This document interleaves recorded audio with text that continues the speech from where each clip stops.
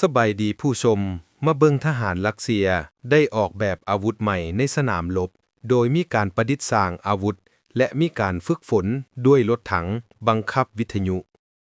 และได้รับชื่อเสียงว่ารถส่งของหรือส่งอาวุธเนื่องจากมีความสามารถในการลาดตระเวนและยิงโจมตีทหารสามารถช่วยเหลือแนวหน้าได้ด้วยการบังคับเจ้าหุ่นเล็กตัวน้อยที่มีความสามารถทำลายศัตรูได้และจะพาผู้ชมมาเบิ่งทหารรัสเซียฝึกซ้อมกับอุปกรณ์สิ่งนี้